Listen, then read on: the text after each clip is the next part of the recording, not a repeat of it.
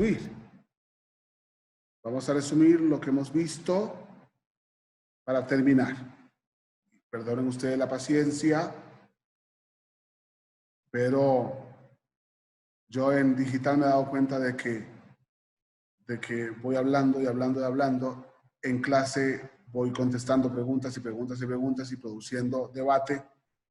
Y esto hace que la clase sea más dinámica. Yo espero que ustedes esta clase la hayan sufrido sentados con una Coca-Cola, una hamburguesa, disfrutando los minutos y las horas y las películas que nunca terminan porque las corto antes. Pero sí, si ustedes se han dado cuenta, lo que he querido es que aprendamos mucho. Que aprendamos mucho y que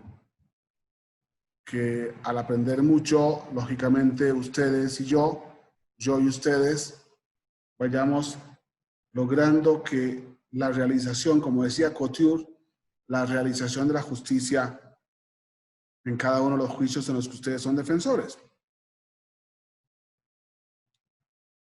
Cuando esto ocurre, es muy lógico que nosotros tengamos que ir sumando a nuestra capacidad de ser abogados, vayamos sumando también, vayamos sumando casos, más casos, más casos, más casos. Y por eso yo he tratado de ponerlos, la mayoría de los casos que hemos podido traer en este proceso, ¿no? En esta capacitación. La razón de que estén sacando gusanos del cadáver es porque entonces va a demostrar que murió en un lugar distinto donde fue encontrada. Y esto va a producir una duda en el caso. Que no me interesa en ese momento el tema de la duda. Lo que me interesa es cómo el interrogatorio de la fiscal va soportando el contrainterrogatorio de un defensor para descubrir las violaciones. La chica güera nos dice que lo entrevistó y que tenía saliva que concuerda con que la encontró en el locker. La chica morena acepta que tenía unos moretones ante mortem, pero que coincide con que había habido una pelea dual, cosa que no se llega en el proceso. Mientras que el muchacho acepta que no aparecía el cinturón con que la ahorcaron. Pero ninguna prueba pudo poner en las manos del imputado la muerte de la ofendida. Esto es muy importante cuando nosotros abrimos un incidente de nulidad. Es muy importante porque lo primero que tenemos que hacer ya, y vean que estoy en un momento de resumen, es que en el juicio oral solo son posibles la nulidad por ilicitud. ¿Por qué? Porque si tratáramos de encontrar una nulidad por ilegalidad, posiblemente el argumento de la contraparte sea, señor juez, si la ilegalidad no se planteó cuando ocurrió, entonces se ha convalidado. El defensor ha convalidado la ilegalidad. Como los actos ilegales se sanean, y si no se sanean en el tiempo oportuno, se convalidan, es muy difícil que haya un incidente de nulidad por ilegalidad, por alguna razón legal. Salvo que la ilegalidad la haya cometido el propio tribunal de juicio. En ese sentido, sí. Pero hay muchos casos en los cuales la ilegalidad la puede producir el mismo tribunal de juicio y la puede corregir y sanear. pensemos nosotros lo siguiente. Está declarando el imputado y en el contrainterrogatorio, en el interrogatorio que le hace el defensor y en el contrainterrogatorio, uno de los jueces se durmió. ¿Ok? Se durmió. Y el juez dormido, o el juez que está jugando tablet, o el juez que está jugando algún juego con su celular, lógicamente está violando el principio de inmediación.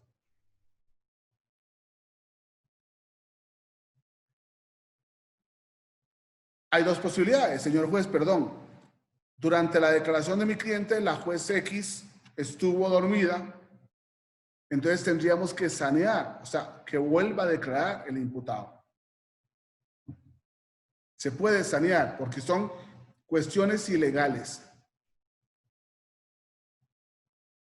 Pero si esa declaración ya no se puede recibir de nuevo por alguna razón o circunstancia, entonces podríamos estar ante una ilícito. Esas son las ideas que nosotros tenemos que trabajar a la hora de encontrar. Pero creo que queda clara la idea de que vamos a plantear nulidades por ilícito. Que no las vamos a encontrar fuera de juicio y por tanto tenemos que producirlas en juicio. No podemos jalar la carpeta de investigación salvo que la carpeta de investigación demuestre algo.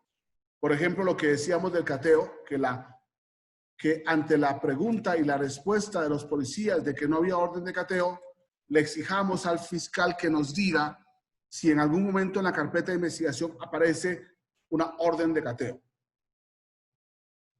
Introduciendo un documento que no había sido introducido. Y por eso entonces vamos a tener nulidades por ilícito.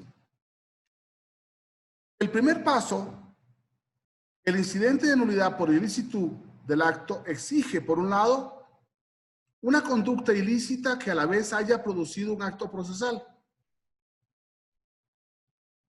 Nosotros tenemos que descubrir, decíamos en el capítulo anterior, una conducta ilícita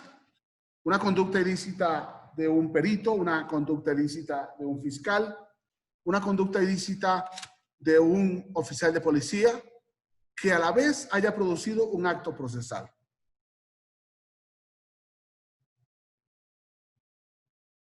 En el segundo paso, el defensor debe descubrir y exponer cuál fue la conducta y analizar por qué esa conducta es ilícita.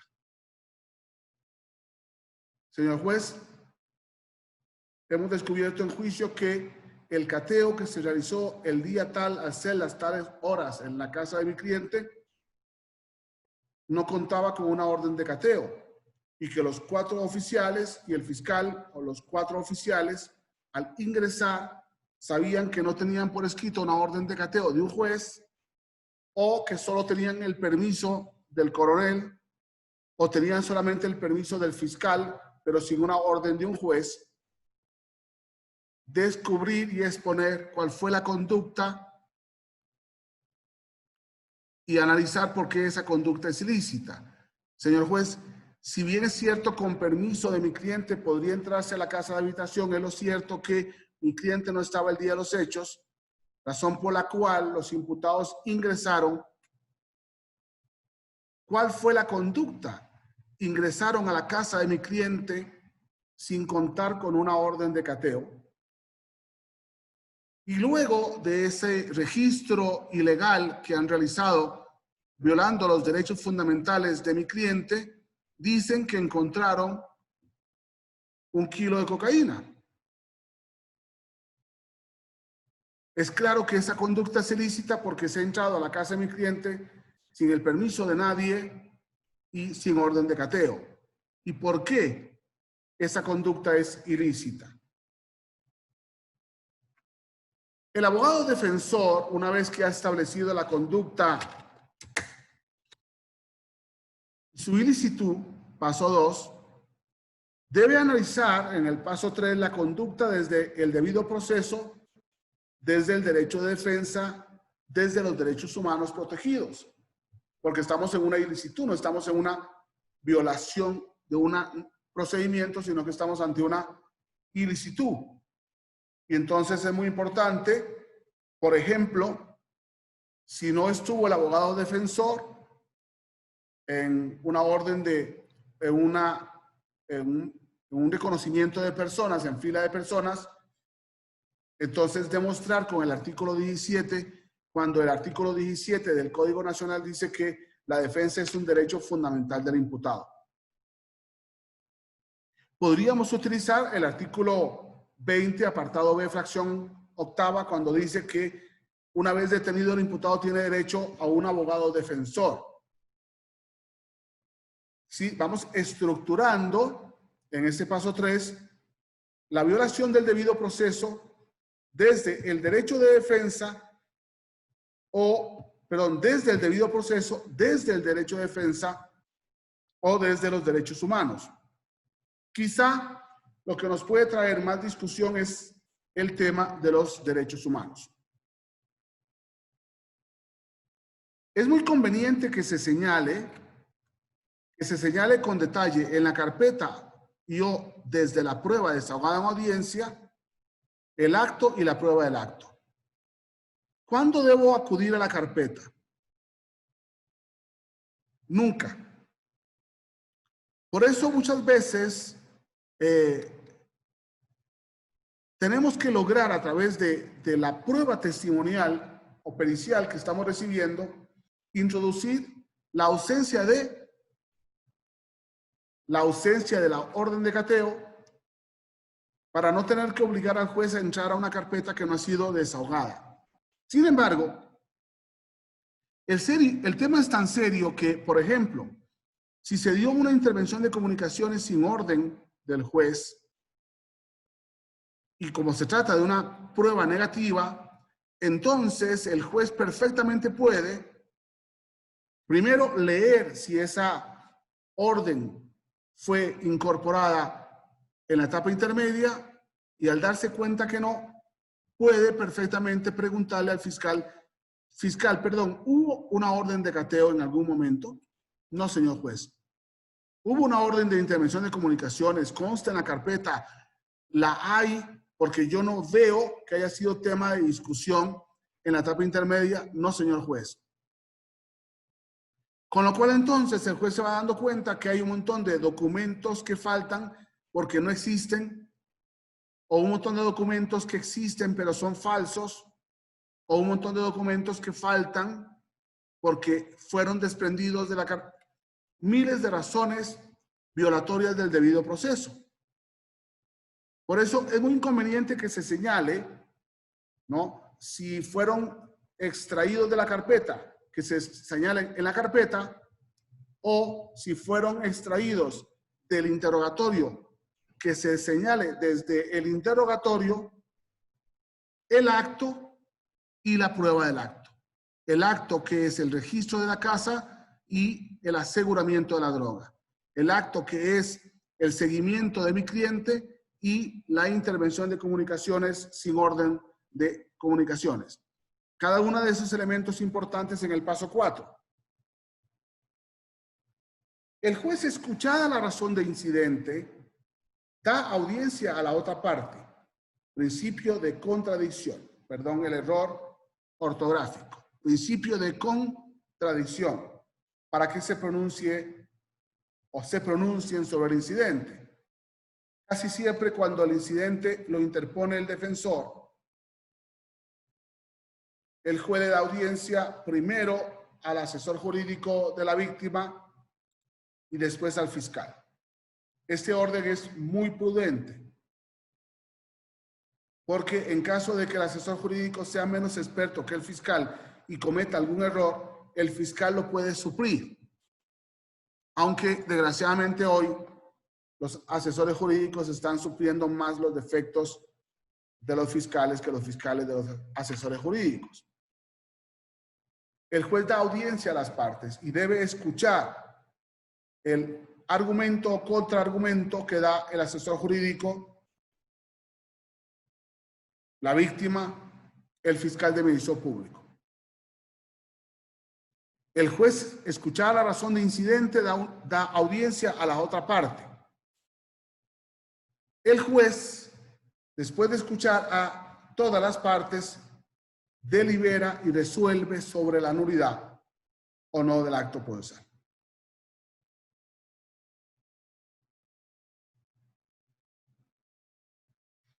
Si nosotros vemos ahorita un video que nos puede servir para plantearnos en cierto sentido que a mí me gusta mucho que nosotros tengamos como un montón de información en la cabeza. La norma dice esto, el caso que vi fue este, y de hecho en práctica profesional me gusta mucho que los abogados sepan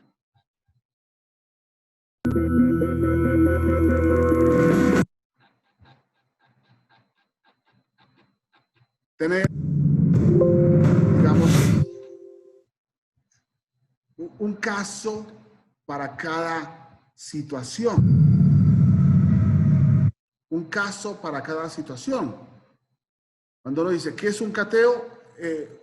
Bueno, la vez pasada que entraron a la casa de mi suegra y decomisaron un montón de marihuana. Okay. ¿Qué es una orden de cateo? Que, o sea, tener siempre como un caso y tener clara la norma. En este caso concreto vamos a tener unas circunstancias muy complejas de un psicópata que a lo largo de muchos discos ha venido cometiendo muertes sobre algunas mujeres. Y me gustaría que encontráramos la razón de nulidad de los actos que vamos a encontrarnos. ¿Ok? Eso es muy importante.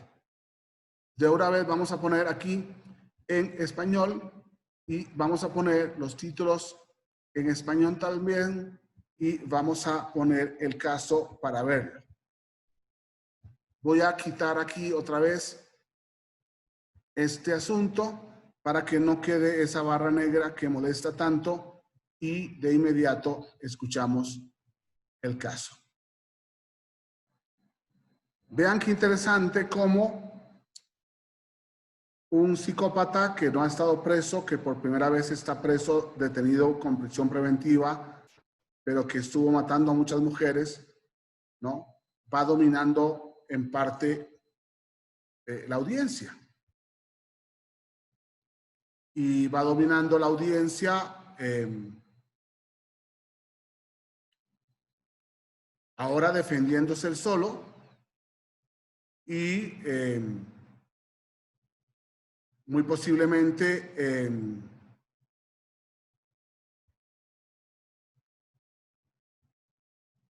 manipulando la prueba. Si nos vamos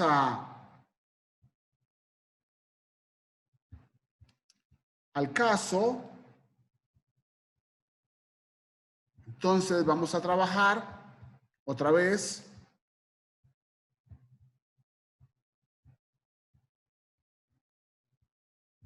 ¿qué ocurre? Aquí tengo el problema de que son dos casos a la vez, entonces se me va a introducir un poco el otro caso. Pero esperamos que no pase absolutamente nada. Quito este asunto y seguimos. ¿Por qué quiero terminar con este caso? Porque ustedes me tienen que decir qué nulidad por ilicitud se cometió en este juicio por el propio juez.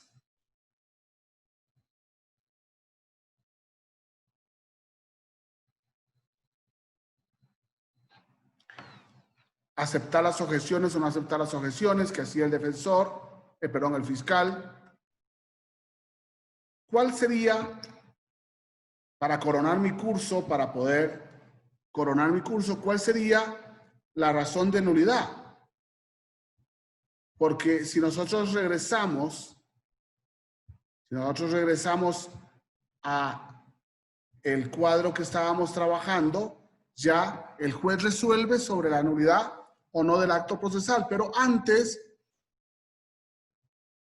en el paso 3, el abogado defensor, una vez que ha establecido la conducta y su ilicitud, debe analizar la conducta desde el debido proceso, desde el derecho de defensa y desde los derechos humanos protegidos.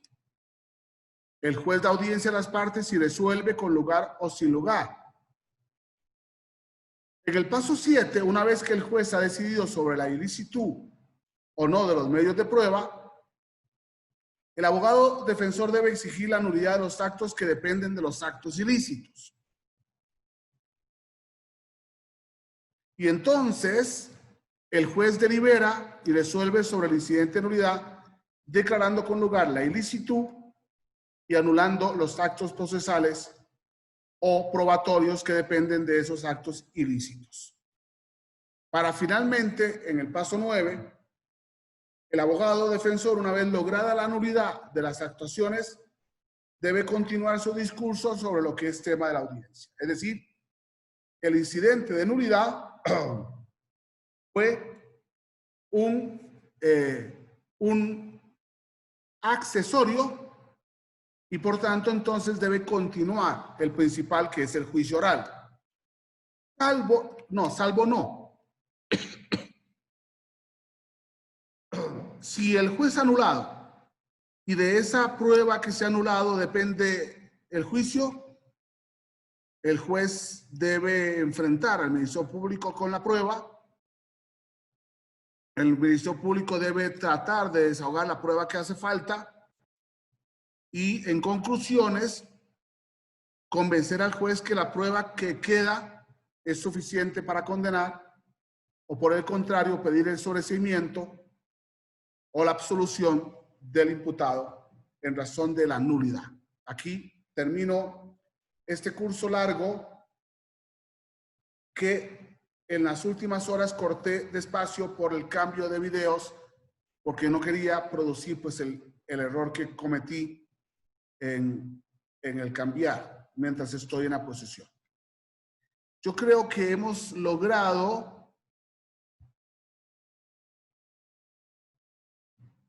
no sé, he hecho examen para ver si me he dejado algo sin decir y creo que no.